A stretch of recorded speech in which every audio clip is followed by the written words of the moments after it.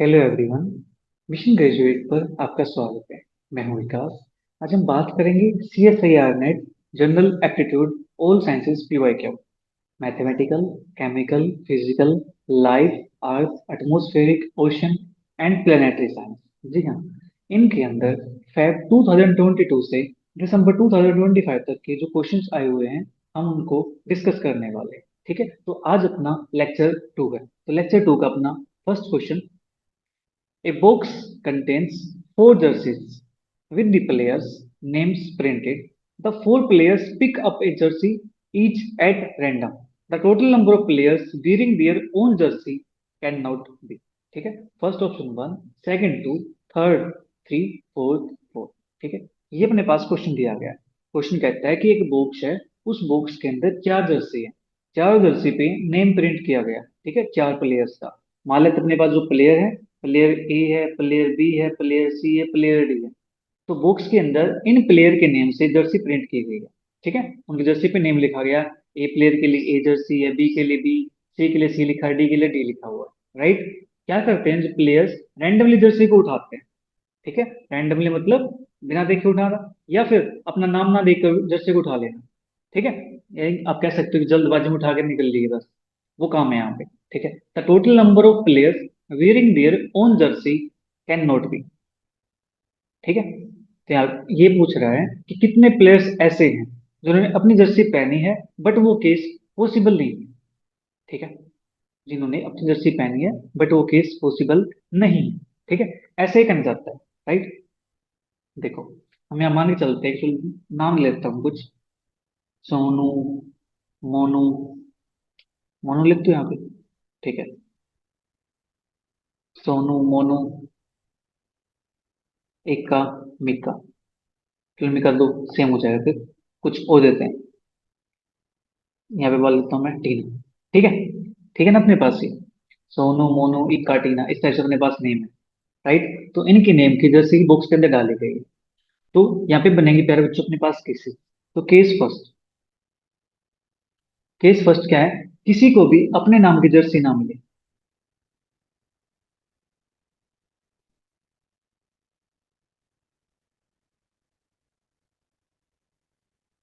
Jersey ना मिले, क्या ऐसा केस पॉसिबल है या नहीं है? ठीक है, देखते हैं। सोनू है, इसको मैं ऐसे लिखता हूँ, मोनू को एम से, इक्का को आई से, टीना को टी से। ठीक है, कोई दिक्कत तो नहीं है? फिर कहोगे सर आई और टी तो दोनों सेम सेम से लगा है, इसका नाम बदल दो सर यहाँ पे। चलो इसका नाम मैं कुछ और देता हूँ। मान लो यहाँ पे इसका नाम मैं रोहित डाल देता हूँ। ठीक है, अब तो ठीक है ना? अब अपने पास पहचान हो जाएगी यहाँ से। राइट, तो मेरे पास SMIR, ये नेम मेरे पास है। ठीक है, अब यहाँ से मुझे जर्सी देनी है इनको। ठीक है, कहता है केस वन, किसी को भी अपने नाम की जर्सी ना मिले, क्या ऐसा पॉसिबल है? यस। इसको एम की जर्सी मिल जाए, इसको आई की मिल जाए, इसको अपने पास एस की मिल जाए, तो इसको अपने पास, चलो मैं क्या करता हूँ, इसको आर की मिल जाए, इसको एस की मिल जाए। ऐसा पॉसिबल है अपने पास? ये केस तो क्या है, पॉसिबल हो गया। इन्होंने कहा है कौन सा केस पॉसिबल नहीं है। ठीक है, तो किसी को भी अपने नेम की जर्सी ना मिले, एक केस तो अपने पास ही हो गया। सेकंड केस, किसी एक को अपने नेम की जर्सी मिल जाए।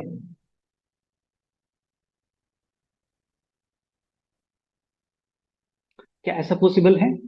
अपने पास नेम है SMIR, किसी एक को मिल जाए अपने नेम की जर्सी। मान लेते जो एस है, इसको अपने नेम की जर्सी मिल गई। ठीक है, तो एम को हो सकता है आर की मिल जाए, आई को हो सकता है एम की मिल जाए।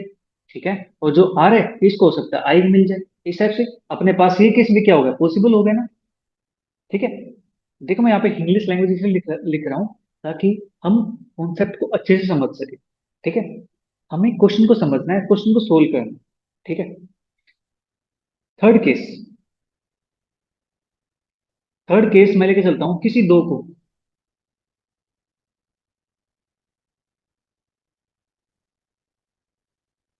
अपने नेम की जर्सी मिल जाए।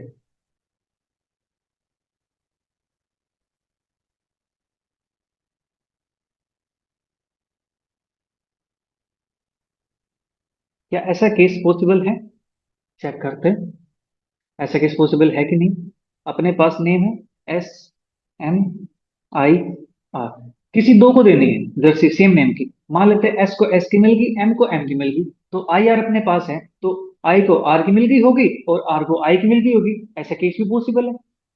हाँ जी, ऐसा केस पॉसिबल है अपने पास। ठीक है, फिर बात करते हैं नेक्स्ट केस। केस नंबर अपने पास सेकंड, अपने पास थर्ड हो चुका है।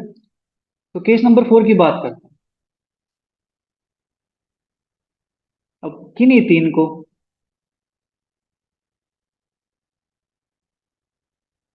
उनकी जर्सी मिल जाए।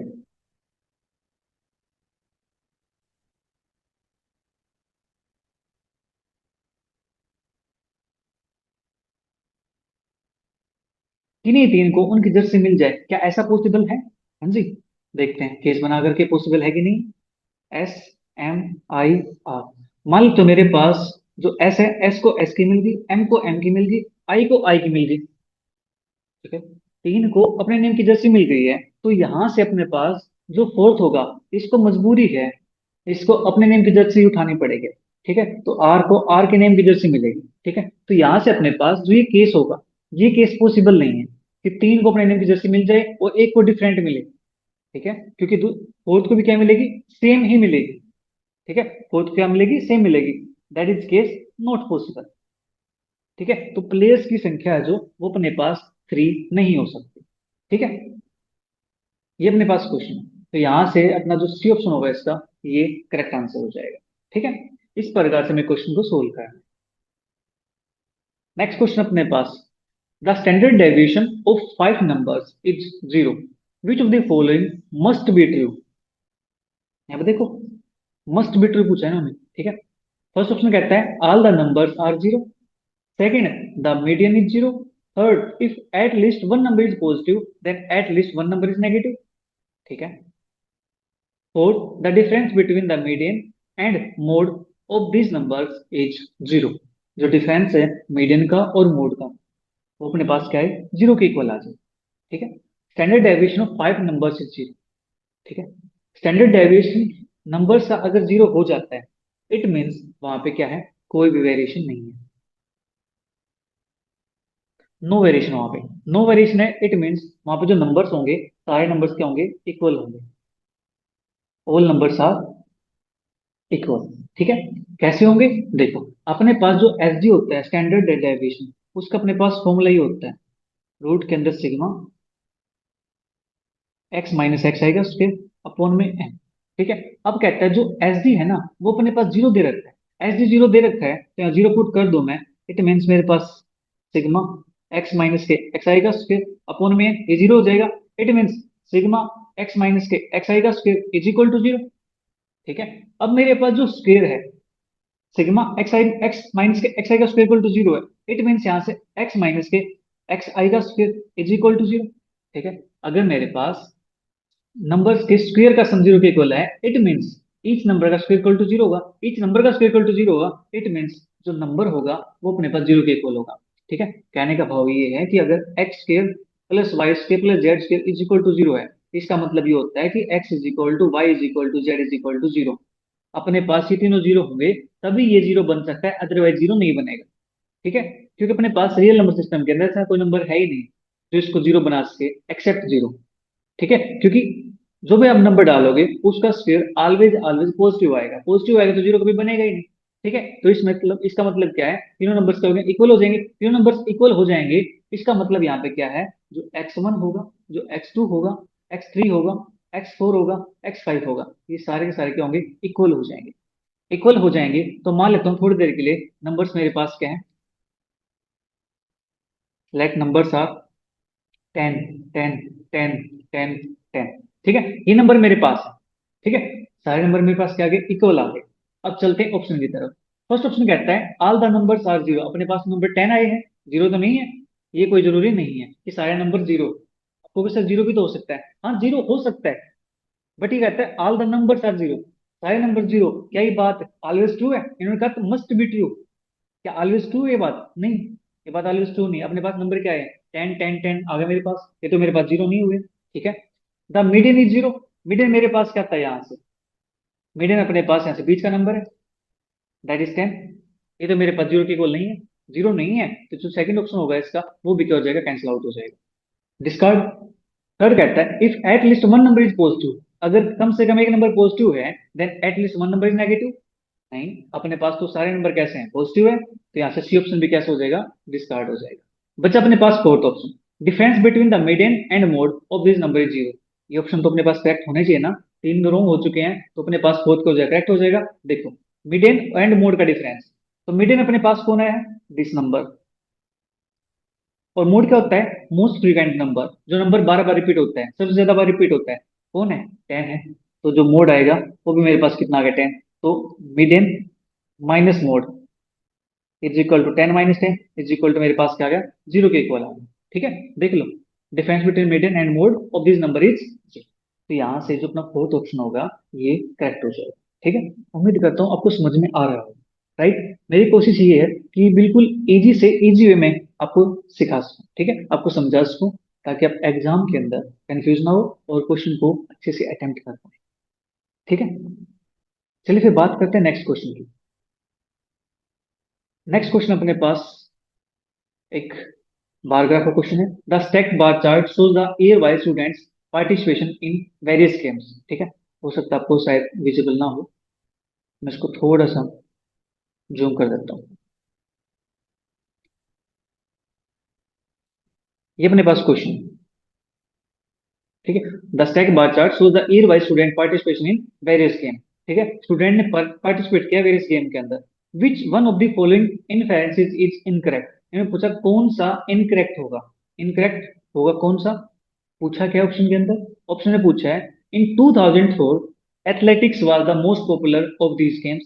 Second option, the year 2003 witness highest participation in these games.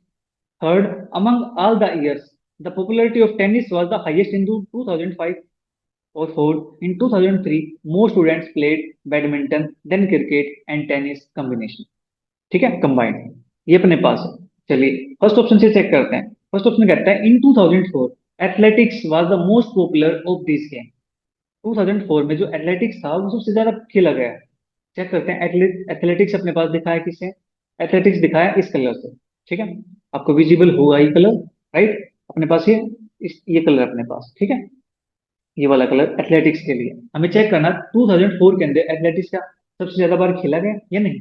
देखो, ये अपने पास 2004, इसके अंदर जो सबसे ज्यादा बार खेला गया है वो ये वाला गेम है। एथलेटिक्स अपने पास यहाँ पे इससे छोटा है, इससे छोटा है, तो यहाँ से हम कह सकते हैं जो एथलेटिक्स है वो सबसे ज्यादा बार नहीं खेला गया है। हमें क्या चाहिए था, हमें यही तो बताना था, इन्हें पूछा है ये चीज इनकरेक्ट है। ठीक है, ये कहता है एथलेटिक्स सबसे ज्यादा बार खेला गया 2004 के अंदर, जबकि ये तो रॉन्ग है, सबसे ज्यादा खेला कौन गया है, टेनिस। ठीक है, तो अपना यहाँ से जो फर्स्ट ऑप्शन होगा इसका ये करेक्ट आंसर हो जाएगा। ठीक है, मतलब क्या इनकरेक्ट है, तो क्वेश्चन के अकॉर्डिंग आंसर अपना क्या हो जाएगा, ऑप्शन इनकरेक्ट हो जाएगा। ठीक है, तो फर्स्ट ऑप्शन इसका राइट आंसर। नेक्स्ट क्वेश्चन अपने पास, a fair cubic die is rolled 5 times and we get the face with the number 1 all 5 times on top. The probability of getting the same face on the sixth trial is, first option 1 minus 5 by 6 into 1 by 6, second 1 by 6, third 1 by 6 की power 6, fourth 5 by 6।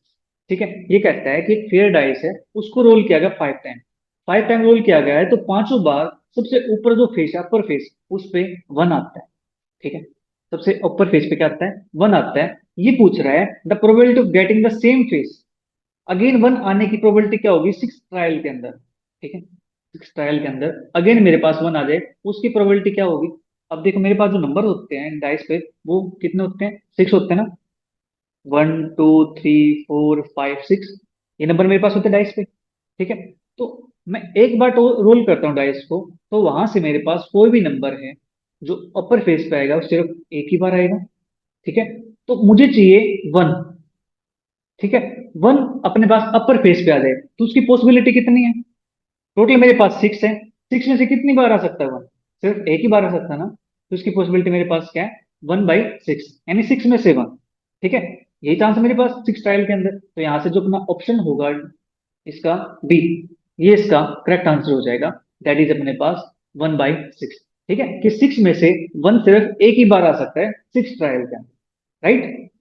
ये था question, बिल्कुल easy सा question, option देख के confuse नहीं होने का कि ऑप्शन क्या बना रखे हैं। ठीक है, फिर अपने पास next question, if 2 raised to power a into 5 raised to power b is equal to 500 and a and b are integers, then a plus b is first option 5, second 6, third 7 और fourth अपने पास है indeterminable। ठीक है, कि निर्धारित नहीं किया जा सकता, इसके बारे में कुछ नहीं कह सकते। मैंने आपको बताया कि इस ऑप्शन पे ध्यान नहीं देने का। ठीक है, ये ऑप्शन बहुत रेयर केसेस में होता है। ठीक है, तो देखो अपने पास यहाँ पे 500 है इक्वल में, और यहाँ पे 2 की पावर ए इंटू 5 की पावर बी। मतलब मुझे करना है क्या, जो 500 है इसको 2 और 5 में ब्रेक करना है, 2 और 5 में फैक्टराइज करना है। राइट, तो 500 के फैक्टर करते हैं, तो इसको 10 से करता हूँ, 10 से मेरे पास आएगा ये 10 5 जा दिस 50 होता है मेरे पास यहाँ पे। फिर 10 से करता हूँ, मेरे पास आता है 5। ठीक है, जो 10 है यहाँ से मेरे पास बनेगा 2 मल्टीप्लाई 5, यहाँ से बनेगा 2 मल्टीप्लाई 5, यहाँ से बनेगा 5। तो मेरे पास जो 500 है इसको मैं क्या लिख सकता हूँ, 1 2 2 की पावर 2 मल्टीप्लाई 5 की पावर 1 2 3। ठीक, ठीक है, अपने पास कितना हो गया 125 और 4 125 होके अपने पास कितने होते हैं 500 होते होंगे। ठीक है जी, ये आएगा अपने पास यहाँ से। राइट, अब यहाँ से जो 2 की पावर 2 है इंटू 5 की पावर 3 है, हमें क्या करना है, कंपेयर करना है। 2 की पावर ए है यहाँ पे, तो ए की वैल्यू ये हो जाएगी, 5 की पावर बी है तो बी की वैल्यू मेरे पास 3 हो जाएगी। तो ए प्लस बी की जो वैल्यू आएगी, या 2 + 3 इज इक्वल टू 5, अपने पास 5 आ जाएगी। जो अपना फर्स्ट ऑप्शन होगा ये करेक्ट हो जाएगा। हाँ जी, ठीक है, अपना ये ऑप्शन करेक्ट हो जाएगा। ठीक है, चलिए फिर बात करते हैं नेक्स्ट। अपने पास यही था ना, 10 50 5। चलिए, the sum of all the internal angle of a hexagon in degree is first option 360 degree, second 540 degree, third 720 degree और फोर्थ अपने पास 600 डिग्री। ठीक है, तो यहां से अपने पास sum of all interior angle, इसका अपने पास एक फॉर्मूला होता है। Sum of all interior angle is equal to होता है n-2 इंटू 180 डिग्री। ठीक है, अपने पास क्या होता है n-2 इंटू 180 डिग्री। ठीक है जी, एन मेरे पास क्या है, साइड, नंबर ऑफ साइड। तो हेक्सागन है, हेक्सागन के अंदर साइड कितनी होती है, 6 साइड होती है। राइट, तो 6 साइड होती है, तो यहाँ पुट कर दूं एन की जगह पे 6, तो मेरे पास क्या बन जाएगा यहाँ से 6-2 इंटू 180, दैट इज 4 मल्टीप्लाई 180, तो 18 4 72 720 डिग्री। ठीक है, ये अपने पास आ जाएगा यहाँ। राइट, देखो n-2 इंटू 180, ये आप इजीली लर्न कैसे रख पाओगे फॉर्मूला, आपको छोटी सी ट्रिक बताता हूँ बस। ठीक है, ये अपने पास एक ट्रायंगल पर बच्चों, इसका तो फॉर्मूला सभी को पता होगा ना। इसके ऑल इंटीरियर एंगल का सम कितना होता है, 180 डिग्री होता है। ठीक है, फिर अपने पास एक स्फीयर,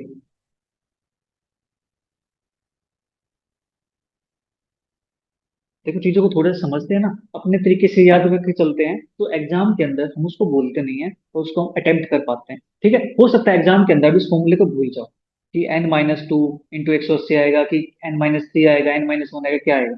ठीक है, कोई दिक्कत नहीं है। ये अपने पास क्या है, इसका सम 360 होता है स्फीयर का। ठीक है, 90 90 90 90 होता है, यहाँ पे 60 60 60 साइड अपने पास। ठीक है, या कोई भी एंगल हो सकता है, कोई दिक्कत नहीं है। ऑल एंगल का सम 180 होता है, यहाँ पे अपने पास स्फीयर है तो स्फीयर के अंदर ऑल एंगल इक्वल होते हैं। अगर मैं इक्विलेटरल ट्रायंगल लेता हूँ तो ऑल एंगल यहाँ पे इक्वल होते हैं। राइट, तो मेरे पास जो 180 है और यहाँ पे मेरे पास 360 है, इस 360 को मैं 180 की फॉर्म में ऐसे लिख दूं, 2 मल्टीप्लाई 180। हाँ जी, और जो 180 है इसको मैं लिख दूं 1 मल्टीप्लाई 180, कोई दिक्कत तो नहीं है। ठीक है सर, कोई दिक्कत नहीं है। ठीक है, कोई दिक्कत नहीं है, तो क्या यहाँ से मैं इस ट्रायंगल के साथ इसका कोई रिलेशन बना सकता हूँ, इस स्फीयर के साथ इसका कोई रिलेशन बना सकता हूँ। ट्रायंगल की जो साइड है मेरे पास वो कितनी होती है, 3 होती है। तो इस वन को मैं क्या लिख सकता हूँ, 3 माइनस का 2 मल्टीप्लाई 180। जो मेरे पास 2 है, साइड कितनी है इसके अंदर 4, इस 2 को मैं क्या ही लिख सकता हूँ 4 माइनस का 2 इंटू 180। हाँ जी सर, लिख सकते हैं कि नहीं लिख सकते हैं, कुछ कुछ समझ में आ रहा है। हाँ सर, पकड़ तो पा रहे हो आप। तो जो 3 है ये क्या है, नंबर ऑफ साइड, 4 क्या है, नंबर ऑफ साइड। फॉर्मूला क्या हो जाएगा n-2 इंटू 180। अब इस फॉर्मूले को आप हमेशा याद रख पाओगे, कोई कंफ्यूजन तो नहीं होगी ना। ठीक है, इतना तो ध्यान रख लोगे कि हाँ 180 इंटू कुछ होगा, 180 इंटू कुछ होगा, तो जहाँ पे ट्रायंगल बना लेना, एक स्क्वायर बना लेना, उसको ऐसे लिख देना। फिर तो आप समझ जाओगे सर, क्वेश्चन आ गए तो आप फोड़ दोगे क्वेश्चन को, कोई दिक्कत नहीं है। तो यहाँ से अपना जो आंसर आया वो है 720 आया है, तो यहाँ से जो सी ऑप्शन होगा इसका, ये करेक्ट जवाब हो जाएगा। ठीक है, चलिए फिर नेक्स्ट क्वेश्चन की तरफ बढ़ते हैं। नेक्स्ट क्वेश्चन अपने पास है, if the length of the smallest side of A triangle is 5 unit and the sides are in arithmetic progression with positive integer difference, the number of such possible triangles is first option 3, second 4, third 6 और fourth अपने पास है infinite. ठीक है, ऐसे कितनी triangles possible हैं, right. Length of smallest side of triangle is 5। ठीक है, स्मॉलेस्ट साइड जो छोटी सी साइड है उसकी लेंथ कितनी, 5 यूनिट, राइट। एंड जो साइड है वो अपने पास अर्थमेटिक प्रोग्रेशन के अंदर मतलब एपी के अंदर है, उनका जो डिफरेंस है वो डिफरेंस कैसा है, पॉजिटिव इंटीजर है। देख लो कितने हिंट दे रहा है मैं एग्जामिनर, पॉजिटिव इंटीजर है, अर्थमेटिक प्रोग्रेशन है। ठीक है, और ट्रायंगल की जो स्मॉलेस्ट साइड है वो अपने पास क्या है, 5 यूनिट है। ठीक है, देखो सीएसआई नेट के अंदर जो एग्जामिनर है वो हमसे कैलकुलेशन कराना नहीं चाहते ज्यादा। ठीक है, वो देखना चाहते हैं कि हमने अभी तक, ठीक है, मास्टर्स तक हमने जो भी पढ़ा है, जो भी हमने सीखा है, हम उसको कितना रिकॉल कर पा रहे हैं। ठीक है, हमें उसकी समझ है या नहीं है। ठीक है, उसके बारे में जानना चाह रहा है बस। ठीक है, अब यहाँ पे हम जो कॉन्सेप्ट है हम उसका यूज करने वाले हैं। ठीक है, जो हमने अभी तक पढ़ा है छोटी क्लासेस के, राइट। अब देखो अपने पास स्मॉलेस्ट साइड अपने पास ही है, तो अपने पास एक ट्रायंगल है, ट्रायंगल है, तीन साइड अपने पास, तीन साइड है। तो ये कहता है जो साइड होंगी वो एपी के अंदर है। ठीक है, साइड क्या है, एपी के अंदर। अगर मेरे पास एक साइड ए है तो दूसरी साइड कितनी हो जाएगी, ए प्लस डी हो जाएगी। थर्ड साइड मेरे पास क्या हो जाएगी, ए प्लस टू डी हो जाएगी। D is common difference. ठीक है सर, डी अपने पास क्या हो जाएगा, कॉमन डिफरेंस हो जाएगा। और एपी अपने पास ऐसे लिखी जाती है ना, A into A plus D into A plus two D A plus three D A plus four D, इस टाइप से लिखी जाती है एपी अपने पास। ठीक है कि नहीं, जो डिफरेंस है उसको ऐड करते जाते हैं बस नेक्स्ट टर्म के अंदर, ए प्लस डी है इसके अंदर डी को ऐड कर दो, ए प्लस टू डी आ जाएगा, इसके अंदर डी ऐड कर दो, ए प्लस थ्री डी आ जाएगा, डी ऐड कर दो, ए प्लस फोर डी आ जाएगा, इस टाइप से। ठीक है, अब यहाँ पे जो मेन कॉन्सेप्ट है वो ये है कि हमें पता है कि ट्रायंगल बनाने के लिए दो साइड का सम, किन्हीं भी दो साइड का सम अपने पास थर्ड साइड से ग्रेटर देन होना चाहिए। ठीक है, अपने पास तीन साइड मान लेता हूँ एक्स वाई जेड थोड़ी देर के लिए, तो एक्स वाई का जेड से ज्यादा होना चाहिए, फिर एक्स जेड का वाई से ज्यादा होना चाहिए, फिर मेरे पास वाई जेड का सम एक्स से ज्यादा होना चाहिए। ठीक है, अगर ये कंडीशन अपने पास फुलफिल हो जाती है तो हम कह देंगे कि ट्रायंगल बनाना अपने लिए पॉसिबल। ठीक है, ट्रायंगल की पॉसिबिलिटी बनने। ठीक है, अब यहां से इन्होंने कहा है जो एक साइड है, सो छोटी साइड है वो कितनी है, 5 यूनिट है। ठीक है, तो यहाँ पे जो ए है इसकी वैल्यू कितनी है, 5 यूनिट है। ठीक है, ए की वैल्यू अपने पास 5 यूनिट है, तो डी अपने पास थोड़ी देर के लिए मैं मान लेता हूँ डी 1 के इक्वल, लेट डी मैंने सपोज कर लिया 1 के इक्वल है। ठीक है, कोई दिक्कत तो नहीं है। छोटे से छोटा नंबर ले लेते हैं यहाँ पे डी, कॉमन डिफरेंस इसका। तो ए की वैल्यू 5 है, तो ये वैल्यू मेरे पास कितनी हो जाएगी, एक 5 है तो 5 प्लस डी 6 हो जाएगा, 5 प्लस 2 डी 7 हो जाएगा। क्या ये अपने पास केस पॉसिबल है या नहीं है, चेक करो। 5 प्लस 6 11 होता है, 7 से ज्यादा है। 5 प्लस 7 12 होता है, 6 से ज्यादा है। 6 प्लस 7 13 होता है, 5 से ज्यादा है। एक केस अपने पास पॉसिबल हो गया। दूसरा केस, अब यहाँ पे मैं डी की वैल्यू 2 डाल दूं, कोई दिक्कत तो नहीं होगी ना। जब डी की वैल्यू 2 डालेंगे तो मेरे पास 5 बनेगा। दूसरा केस मेरे पास क्या बनेगा, यहाँ से 5 प्लस 2 7 बनेगा। फिर मेरे पास तीसरा केस 5 प्लस 4 दैट इज 9 बनेगा। ठीक है, यही बनेगा अपने पास यहाँ से। हाँ जी, 5 6 7, और यहाँ से अपने पास 2 डालते हैं तो 5 5 प्लस 2 7, और 7 प्लस 2 9। ठीक है, क्या ये अपने पास पॉसिबल है, 7 प्लस 5 12 होता है, 9 से ग्रेटर है। 5 प्लस 9 14 होता है, 7 से ग्रेटर है। 7 प्लस 9 16 होता है, 5 से ग्रेटर है। ये केस भी अपने पास पॉसिबल हो गए। ठीक है, डी की वैल्यू 3 रखते हैं सर, डी की वैल्यू 3 लेंगे तो अपने पास ए की वैल्यू 5 है, तो 5 प्लस डी 8 होता है। ठीक है, 8 प्लस डी 11 होता है। हाँ जी, हम तो डी को ऐड करते जाना है। 8 प्लस 5 13 11 से बड़ा होता है। ठीक है। 11 + 8 19, 5 से बड़ा होता है। 5 + 11 16, 8 से बड़ा होता है। तो ये केस भी अपने पास पॉसिबल हो गया। मैं क्या कर रहा हूँ, इस कंडीशन को चेक कर रहा हूँ साथ साथ कि ऐसे ट्रायंगल बनाना पॉसिबल है या नहीं है। हमसे क्या पूछा गया है, the number of such possible triangles is, ठीक है, सच पॉसिबल ट्रायंगल्स, तो कितने ट्रायंगल पॉसिबल है, मतलब ट्रायंगल बनाने का हमें यहाँ पे रूल पता होना चाहिए। ठीक है सर। तो डी इज इक्वल टू, मैं 4 लेता हूँ। डी इज इक्वल टू 4 लेंगे, उस केस में अपने पास 5 आएगा। 5 में 4 ऐड करेंगे तो 9 बनेगा। 9 में 4 ऐड करेंगे तो अपने पास 13 बनेगा। क्या ये पॉसिबल है? 9 + 5 14 होता है। 13 से बड़ा है सर। 13 + 9 करेंगे 5 से बड़ा हो जाएगा। 5 + 13 करेंगे 9 से बड़ा हो जाएगा। ये भी अपने पास पॉसिबल है। Next case, D is equal to 5 लेते हैं sir. D is equal to 5 लेंगे तो 5 5 + 5 10 होता है। 10 + 5 15 होता है। ठीक है। 10 + 5 मेरे पास कहता है 15 आता है। 15 इज इक्वल टू 15 आ गया। दो साइड का सम तीसरी साइड के इक्वल आ गया। तो अपने पास ये केस नॉट पॉसिबल। ठीक है। यहां से हम ट्रायंगल नहीं बना सकते। ठीक है जी। तो ट्रायंगल बनाने के लिए अपने पास पॉसिबल केस कितने बने हैं? 1 2 3 4। तो अपने पास सर 4 केसेस बन चुके हैं। ठीक है। तो यहां से इसका जो आंसर आएगा वो बी ऑप्शन, दैट इज 4, ये करेक्ट हो जाएगा। ठीक है। इस प्रकार से हमें क्वेश्चन को सोल्व करना है। आप समझ पा रहे हो, आप इंजॉय कर पा रहे हो, मुझे कमेंट बॉक्स में जरूर बताइएगा। ठीक है। नेक्स्ट अपने पास, X is running around a circular track completing one round every 40 second. ठीक है। एक्स एक सर्कुलर ट्रैक है, उसके अराउंड रन कर रहा है। ठीक है। एक्स यहाँ पे दौड़ रहा है। उसके बाद Y running in the opposite direction on the same circular track crosses X every 15 second. ठीक है। वाई क्या करता है, running in the opposite direction. ये एक्स इस साइड है तो वाई इस साइड रन कर रहा है। ठीक है। एक्स इस राउंड को, सर्कुलर राउंड को कंप्लीट करने में 40 सेकेंड लेता है। ठीक है। जबकि वाई क्या करता है, 15 सेकेंड में इस एक्स को क्रॉस कर देता है। ठीक है। The times, time in seconds taken by Y to complete one round is. ठीक है। तो वाई एक राउंड को कितने टाइम में कंप्लीट करता है, कितने सेकंड में कंप्लीट करता है, हमें वो निकालना है। ठीक है। मतलब यहाँ पे देख लो, अपने पास 40 सेकंड में एक्स लेता है, तो 15 सेकंड में ये वाई क्रॉस कर देता है, उसको क्रॉस कर देता है तो वाई 40 सेकंड से कम ही टाइम लेगा। ठीक है। तो 40 सेकंड से कम टाइम देखते ऑप्शन में है कि नहीं? 12 है, 24 है, 30 है, 36 है। सभी टाइम क्या 40 से कम है।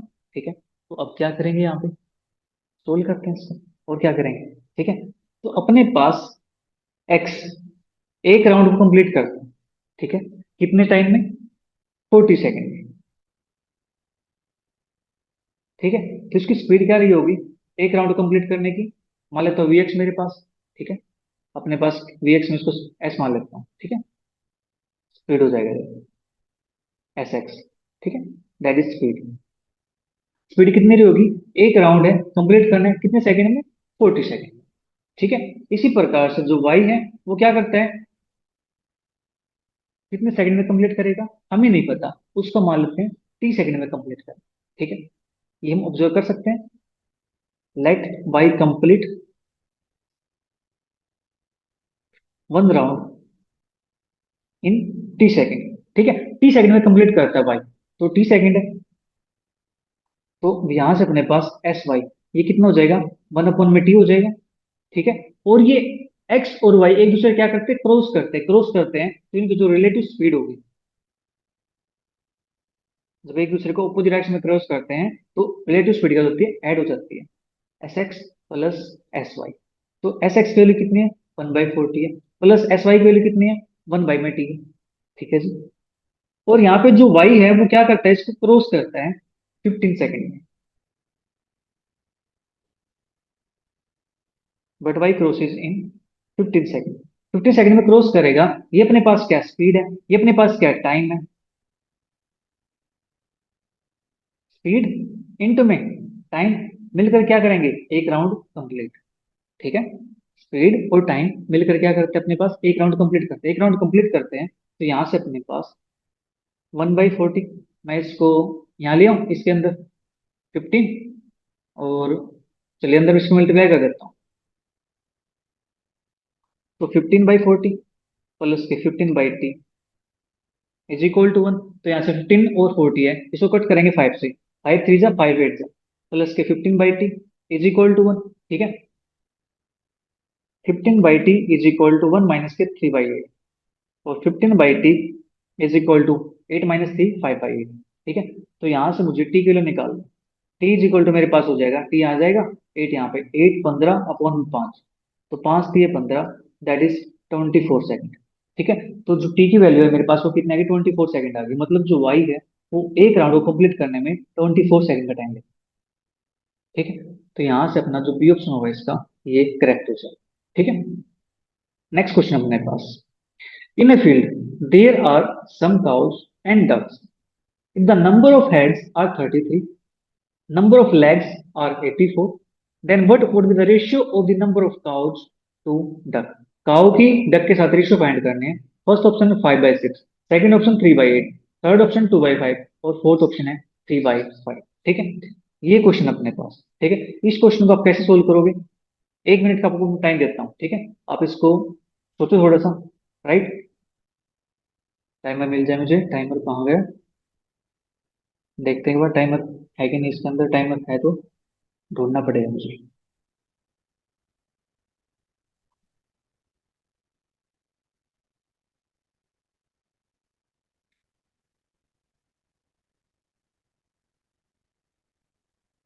नहीं तो कुछ ही हो रहा है।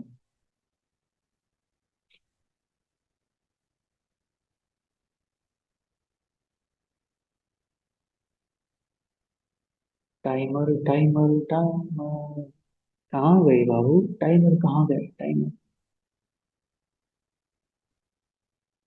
मुझे काफी टाइम हो गया ना इसको यूज किए हुए, तो मुझे ढूंढना पड़ेगा टाइमर कहाँ है। चलिए कोई बात नहीं, टाइमर नहीं मिल रहा तो आप एक काम करो, थोड़ी देर के लिए इसको सोचो एक बार। ठीक है, कि आप इसको कैसे सोल्व कर सकते हो, फिर हम इसको बिल्कुल इजी वे से सोल्व करेंगे। ठीक है, आप सोचो एक बार इसका आंसर क्या हो सकता है। मैं तब तक पानी पी लेता हूँ थोड़ा सा।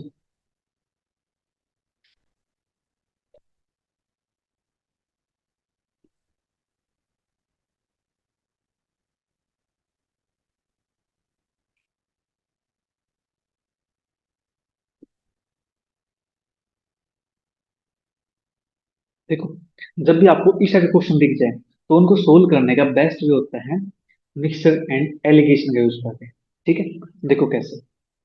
अपने पास यहाँ पे लेग्स कितनी है? 84 लेग्स। ठीक है, अपने पास क्या क्या गिवन है? काउ है, डक है। ठीक है,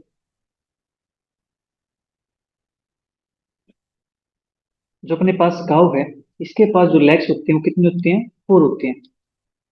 जो अपने पास डक है इसके पास लेग कितनी होती हैं? 2 होती है। ठीक है, हम यहाँ पे क्या करते हैं, 84 मैंने क्या ले लिया यहाँ पे? लेग्स ले लिया। ठीक है, यहाँ मान लेते तो मेरे पास क्या है? डक है। यहाँ मान लेते तो मेरे पास क्या है? काउ। ठीक है, डक्स है, काउस है।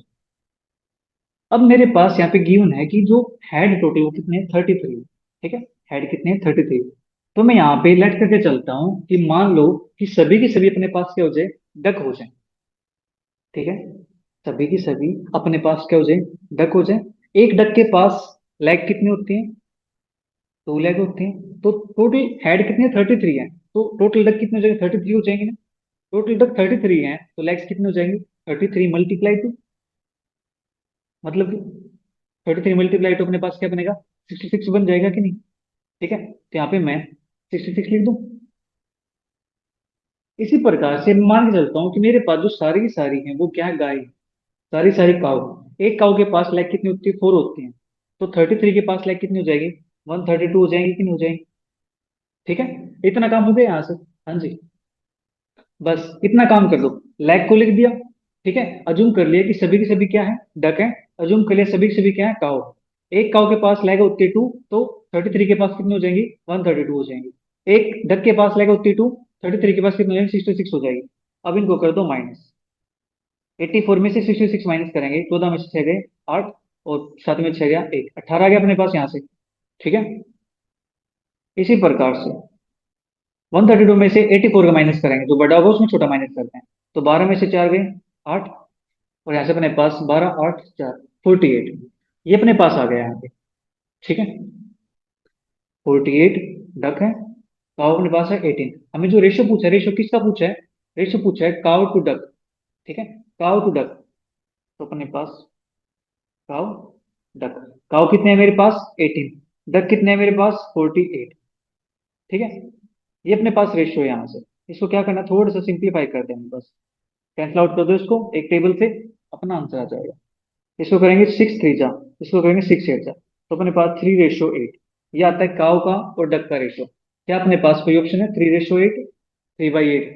दैट इज अपने पास ऑप्शन नंबर बी, ये इसका करेक्ट आंसर हो जाएगा, ठीक है।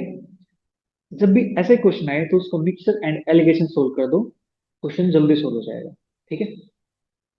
नेक्स्ट अपने पास, ठीक है, थोड़ा सा जूम कर देते हैं।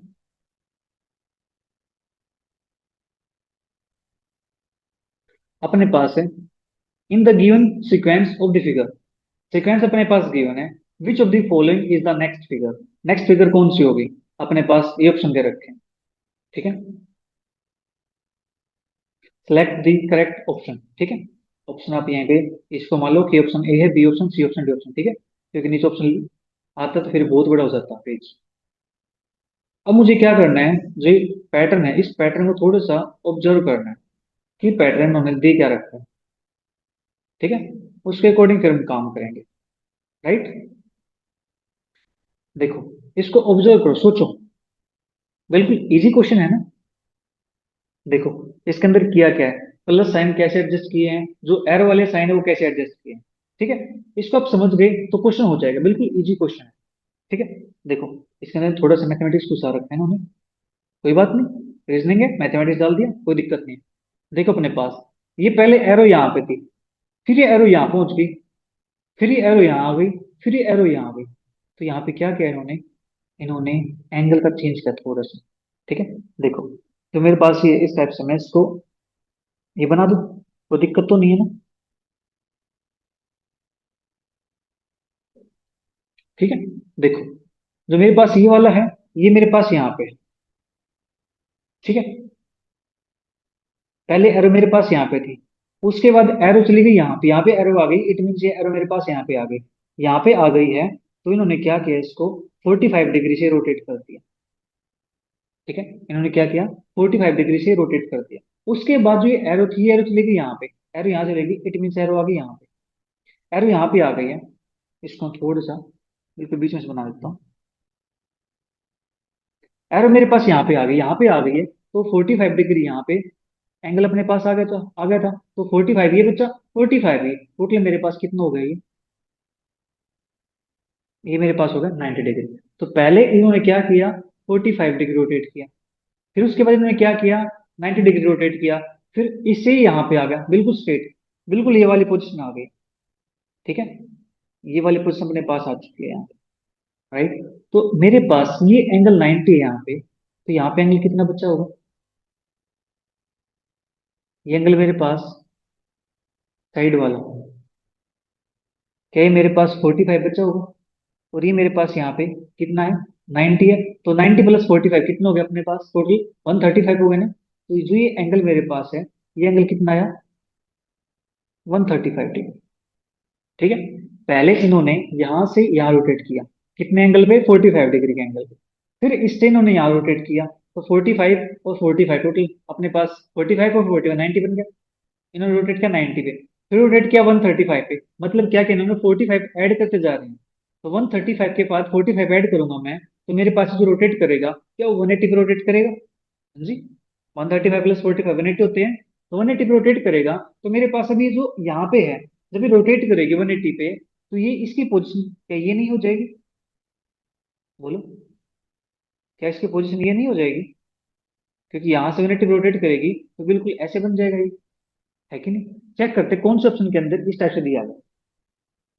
फर्स्ट ऑप्शन के अंदर इस टाइप से दिया गया, ठीक है। सेकंड में नहीं है, थर्ड में नहीं है, फोर्थ में है। तो यहां से जो अपने पास ऑप्शन है, दो ऑप्शन तो डिस्कार्ड हो गए, ऑप्शन बी, ऑप्शन सी। अब आपको खेलना है ए और सी डी के साथ। अब ए और डी के साथ खेलना है, तो अब बात करेंगे इसके जो पॉजिटिव उसकी पोजीशन की। यहाँ पॉजिटिव मेरे पास नीचे है, यहाँ पॉजिटिव मेरे पास ऊपर है, ठीक है। अभी पॉजिटिव के साथ कैसे खेल रहे हैं, ठीक है, अब उसको देखना है। ऑप्शन ए और ऑप्शन डी, देखो हमने दो ऑप्शन को डिस्कार्ड कर दिया, तो बचे अपने पास दो ऑप्शन, 50-50 अपने पास है। थोड़ी सी और कोशिश करते हैं, थोड़ा सा और सोचते हैं। हम एक ऑप्शन को और डिस्कार्ड कर सकते हैं, एग्जाम के अंदर भी ऐसे करना। ठीक है, दो ऑप्शन को हम डिस्कार्ड कर लेते हैं तो जो मेन प्रॉब्लम आती है वो दो ऑप्शन के साथ आती है। ठीक है, तो थोड़ा सा और सोचो उसके बारे में। ठीक है, ताकि हम एक ऑप्शन को और डिस्कार्ड कर सकें। देखो अपने पास, ये अपने पास यहाँ पे था साइन पॉजिटिव, फिर एकदम पॉजिटिव अपने पास यहाँ आ गया, मतलब पॉजिटिव यहाँ पे आ गया, यहाँ पे आ गया। तो इन्होंने क्या किया, यहाँ से यहाँ पे डायरेक्ट कितने डिग्री रोटेशन किया इसने, 90 डिग्री का डायरेक्ट। ठीक है, ये हुआ ना अपने पास, यहाँ से यहाँ आ गया अपने पास, यहाँ से यहाँ पे। ठीक है, ये आ गया अपने पास 90 डिग्री रोटेशन पे। फिर यहाँ से कहाँ गया ये, यहाँ से गया ये यहाँ पे, यहाँ से यहाँ पे। तो 90 यहाँ चलेगा, फिर 90 यहाँ चलेगा, फिर ये गया मेरे बच्चों 180 पे। तो यहाँ लिख देता हूँ 90 पे, फिर यहाँ से आ गया ये 180 पे, 180 आ गया अपने पास। ठीक है, यही होगा 90, 90, 180।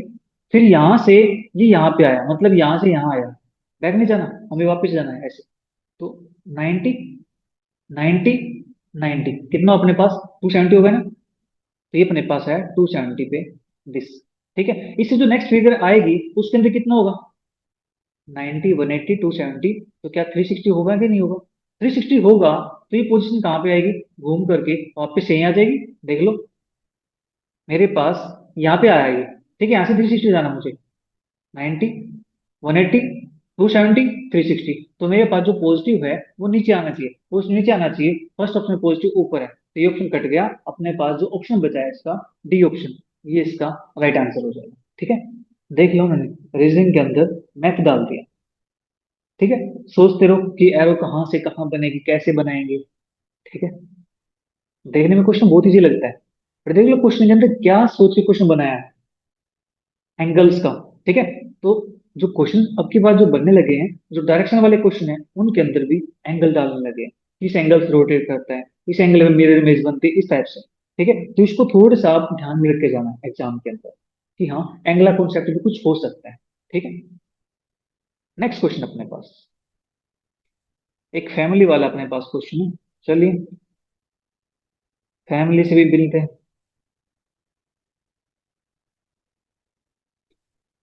A family of mother, father, daughter, son, and his wife pose for a photograph occupying sequential position A, B, C, D, and E in a line.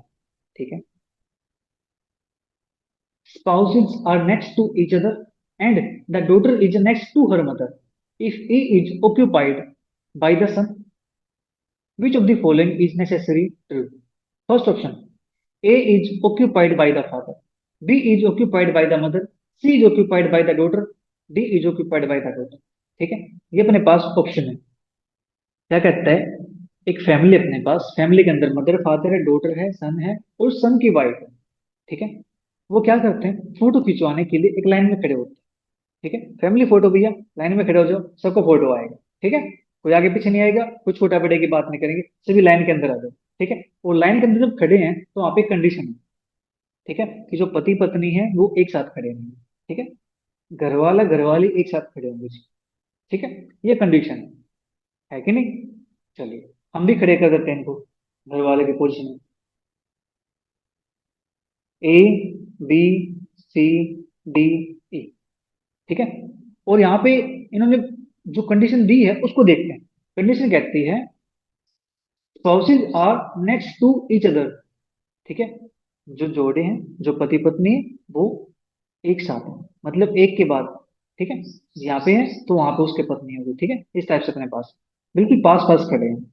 And the daughter is next to her mother, जो लड़की है वो अपनी माँ से आगे है। ठीक है, अपनी माँ के साइड में है, मदर इधर है तो लड़की इधर है, मदर इधर है तो लड़की इधर है। ठीक है, इस टाइप से अपने पास है। If E is occupied by the son, अगर जो ई पोजिशन है उस पे कौन है, सन बैठा हुआ है। ठीक है जी, ई पे कौन है, सन है। अब सन है तो ये कहता है कि स्पाउसेज यहाँ पे होंगे एक साथ, तो सन है तो इसकी वाइफ भी इधर ही होगी, है कि नहीं। इनका जोड़ा तो बन गया जी यहाँ पे। ठीक है, सन का और वाइफ का इनका जोड़ा तो बन गया। अब मेरे पास जो मदर फादर है उनको भी एडजस्ट करना। ठीक है, अब मदर फादर को यहाँ एडजस्ट करूं मैं, हो सकता है मदर यहाँ हो जाए फादर यहाँ हो जाए। ठीक है, ऐसा हो सकता है ना, बट यहाँ पे कंडीशन और भी है। क्या, जो डॉटर है वो मदर के नेक्स्ट में है। ठीक है, तो यहाँ पे जो पॉसिबिलिटी होगी मदर की, वो मदर अपने पास यहाँ पे हो जाएगी। मदर यहाँ पे होगी तो फिर डॉटर यहाँ पे हो जाएगी। डॉटर यहाँ पे होगी तो फिर फादर यहाँ पे होगा, जो कि केस पॉसिबल नहीं हो। ठीक है, तो मदर को यहाँ पे हम नहीं बिठा सकते। ठीक है, क्योंकि पति पत्नी साथ में होंगे। ठीक है जी।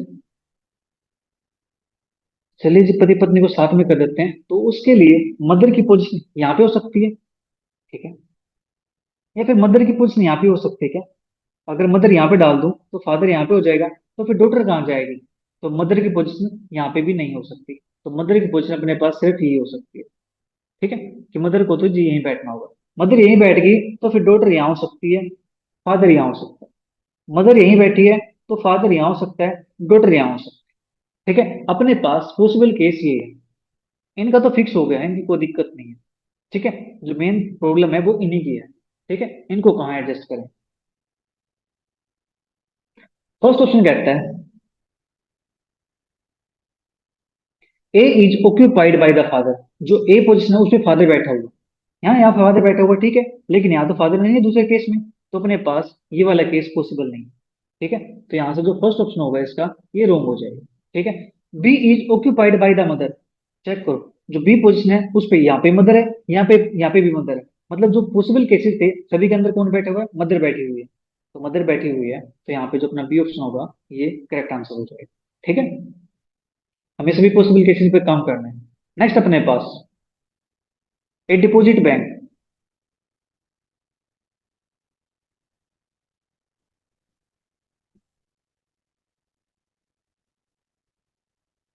ये अपने पास question, a deposit in a bank which pays interest on its deposits compounded daily.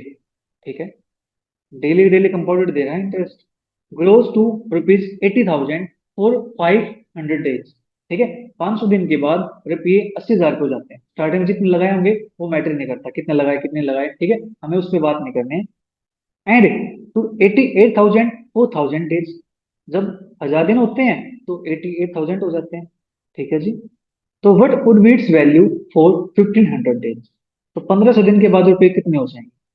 ठीक है, देखो क्वेश्चन को समझो। यहाँ पे अपने पास स्टार्टिंग में कुछ प्रिंसिपल लगाए। ठीक है, प्रिंसिपल कुछ लगाया यहाँ पे, प्रिंसिपल लगाया, तो 500 दिन के बाद जो रुपीज हैं वो कितने बन गए? वो बन गए अपने पास जी 80,000। ठीक है, फिर उसके बाद 1,000 डेज, 1,000 डेज के बाद जो रुपीज बनती है वो अपने पास बनते हैं 88,000। राइट, फिर उसके बाद कहता है 1,500 दिन, यहाँ पे जो अमाउंट बनेगा वो क्या बनेगा? ठीक है, यही कह रहा है ना, ये हमसे कुछ और पूछ रहा है। What would be it's value for 1,500 days? Yes, यही पूछ रहा है, 1,500 डेज के बाद अपने पास जो अमाउंट बनेगा वो क्या बनेगा। ठीक है, यहाँ पे कुछ प्रिंसिपल लगाया होगा, कुछ अमाउंट लगाया होगा, तो हमें करना क्या है यहाँ पे, हमें ये गिवन है और ये गिवन है, इसके रेशो निकालने हैं, यानी फर्स्ट केस, सेकंड, थर्ड और फोर्थ। ठीक है, रेशो निकालनी है हमें यहाँ से सेकंड एंड थर्ड की। तो सेकंड मेरे पास है 80,000। ठीक है जी, थर्ड मेरे पास क्या होगा? 88,000। ठीक है, ये मेरे पास आ गया। इसी प्रकार से थर्ड की एंड फोर्थ की रेशो निकालें। थर्ड मेरे पास कितना है? 88,000 है। फोर्थ मेरे पास कितना होगा? फोर्थ मेरे पास मान लेता हूँ एक्स है। ठीक है, और ये दोनों आपस में क्या हो जाएंगे? इक्वल हो जाएंगे या नहीं होंगे? हाँ जी, इक्वल हो जाएंगे आपस में ये या नहीं होंगे? हमें क्या करना है, एक्स की वैल्यू को फाइंड करना है यहाँ पे। तो इनका जो रेशियो आएगा वो सेम होना चाहिए ना, ये ना अपने पास 80 और 88,000। ठीक है, और यहाँ से अपने पास, चलिए इसके लिए निकालते हैं, यहाँ से अपने पास वैल्यू क्या बनती है, इनको मैं इक्वल रख देता हूँ, क्योंकि रेशियो है, रेशियो क्या होती है, सेम होती है ना। ठीक है, तो यहाँ से मेरे पास 80,000 अपॉन में 88,000 इज इक्वल टू 88,000 अपॉन में एक्स। ठीक है, तो इसको कट करते हैं, अपने पास 3 जीरो से 3 जीरो कट कर दो। ठीक है, और यहाँ पे 1 जीरो से इसकी 1 जीरो कट कर दो। ठीक है जी, तो यहाँ से अपने पास एक्स जाएगा उधर, और 88 मल्टीप्लाई 8800 अपॉन में 8। ये आएगा, 8 से कैंसिल आउट हो जाएगा 11 पे।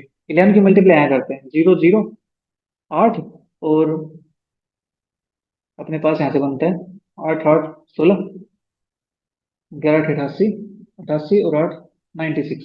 ठीक है, तो 96,800 अपने पास एक्स की वैल्यू ये बन जाएगी। क्या अपने पास आंसर है कोई? 96,800 कुछ है यहाँ पे?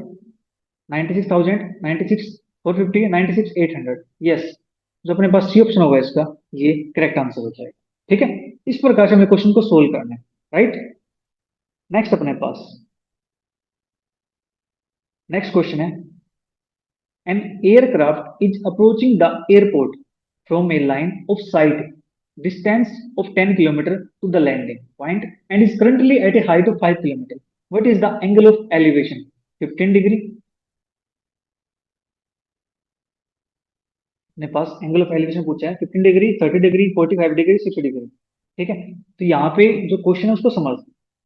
देखो, एक हवाई जहाज हवाई अड्डे की ओर अपने उतरने के स्थान से 10 किलोमीटर दृष्टिपथ रेखा दूरी से आ रहा है। ठीक है, एक हवाई जहाज है, मान लेता हूँ उसको उतरना है यहाँ पे। ठीक है, यहाँ उतरना है, यहाँ से उसको जब देखते हैं तो 10 किलोमीटर की दूरी पर है। ठीक है, यहाँ पे दूरी नहीं है, दूरी ये वाली, ये हो जाएगी 10 किलोमीटर, क्योंकि यहाँ से देखा गया है उसकी दूरी, जो साइड वाला एंगल अपने पास। ठीक है, यहाँ देखो क्या पूछा है इन्होंने, line of site distance 10 kilometre, line of site, line of site मतलब उसको देखने की डिस्टेंस। मैं यहाँ से उसको देख रहा हूँ तो मुझे यहाँ दिखाई दे रहा है, तो ये जो डिस्टेंस है 10 किलोमीटर है। ठीक है, और जो ये हाइट है यहाँ पे जो उड़ रहा है, उसकी जो हाइट होगी, ये हाइट 5 किलोमीटर है। ठीक है, क्वेश्चन स्टेटमेंट समझ में आई?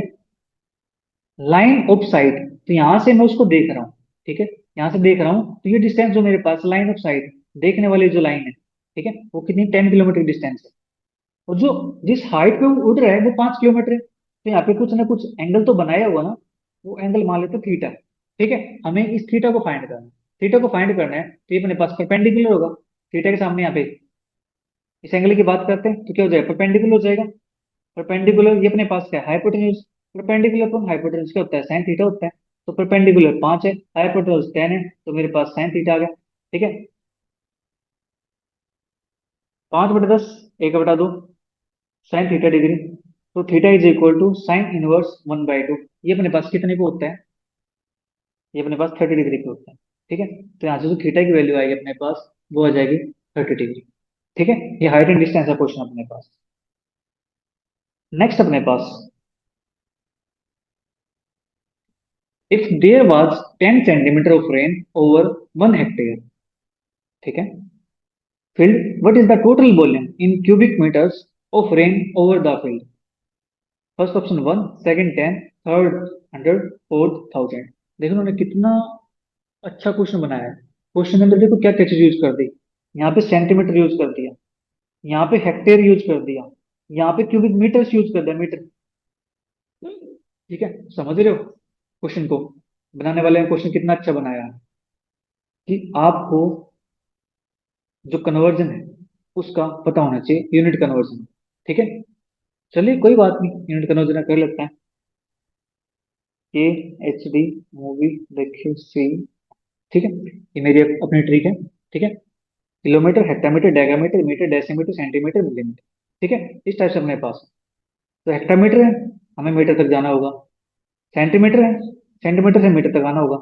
ठीक है, तो यहाँ से यहाँ आते हैं तो हम क्या करते हैं, डिवाइड करते हैं, 1 2। तो अपने पास there was 10 centimetre of rain, जो हाइट है वो कितनी है, 10 सेंटीमीटर। वॉल्यूम पूछी इन्होंने मीटर में। ठीक है, वॉल्यूम मीटर में पूछिए, क्यूबिक मीटर, तो इसको मीटर में कन्वर्ट करेंगे। तो 10 सेंटीमीटर है, 10 सेंटीमीटर मीटर बनाना है, तो 1 2, तो 10/100, दैट इज 10 की पावर 2 मीटर। ये अपने पास बन जाएगा।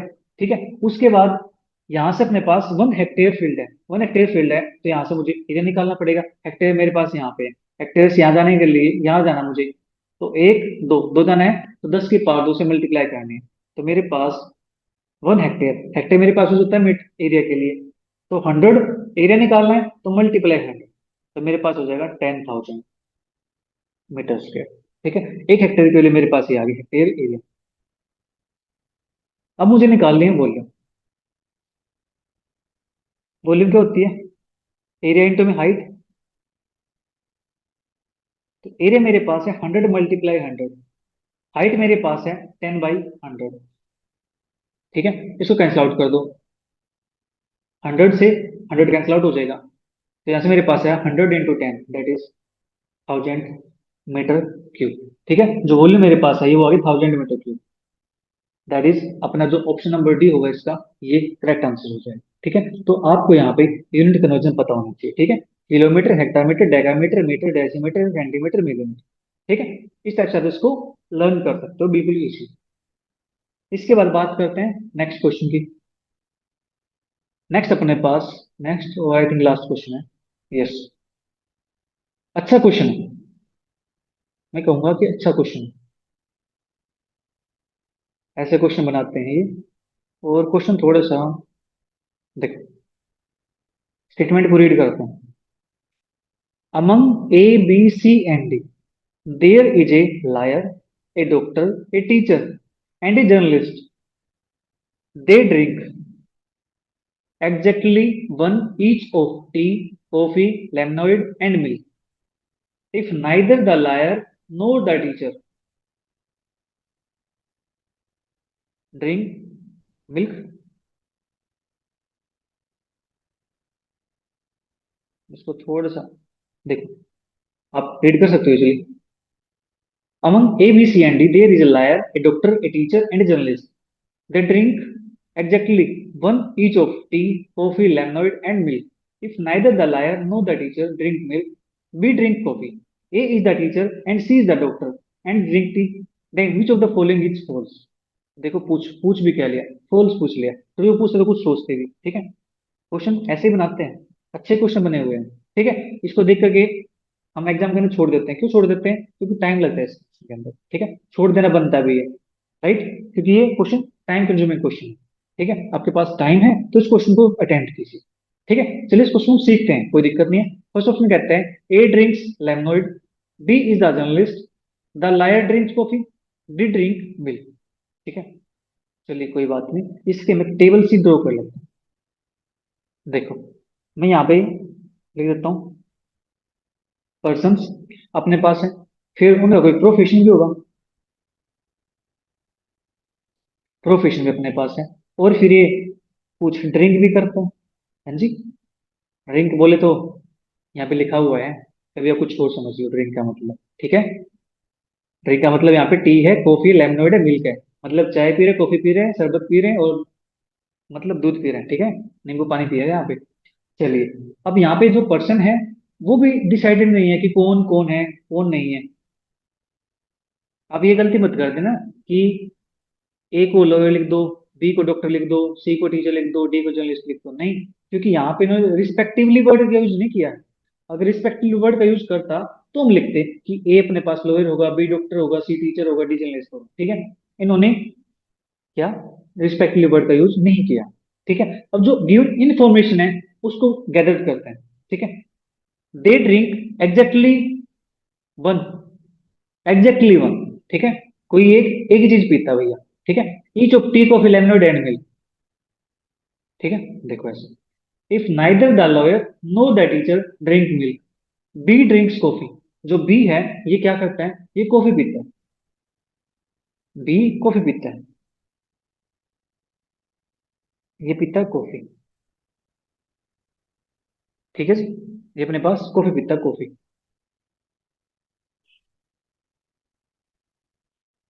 ठीक है जी, बी कॉफी पीता है।